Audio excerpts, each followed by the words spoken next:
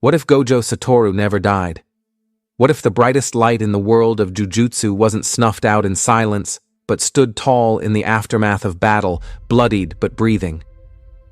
Let's pause the tragedy and rewrite the future. Just for a moment. Because if Gojo had lived, everything would have changed. Not just the fight, not just the war, but the very soul of Jujutsu Kaisen. Imagine the scene.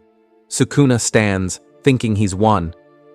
And then Gojo rises from the smoke, his limitless technique still shimmering around him, that cocky smirk on his face, his 6 eyes glowing like a final warning. The King of Curses doesn't just lose the upper hand, he loses the war before it even begins. For the first time, Sukuna is afraid. Because Gojo isn't just strong, he's unstoppable. Not because he can't die, but because he refuses to let anyone else die. With Gojo alive, the war takes a new shape. Yuuji doesn't carry the burden alone. Megumi isn't lost to Sukuna's cruelty. And Yuta? Yuta finds his balance, not as a replacement, not as the next strongest, but as a comrade beside the man who taught him what it means to protect. The new generation doesn't inherit Gojo's curse, they inherit his courage. But it's deeper than power. Gojo's survival would have meant reform. Real, painful, necessary reform. He always knew the Jujutsu higher-ups were rotten, broken, stuck in old ways that sacrificed the weak to protect tradition. But dead men can't change systems. Living legends can. Gojo alive means Gakuganji is finally held accountable.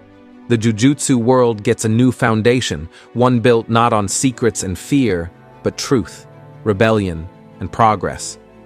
Gojo wouldn't just fight curses, he'd fight injustice.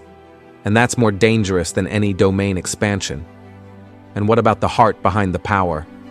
A Gojo who survived would finally confront his own loneliness, the kind no infinity could protect him from. He would mourn Geto properly, not in silence, not in guilt, but by creating the world Geto once dreamed of before he fell. Maybe he'd even stop pushing people away.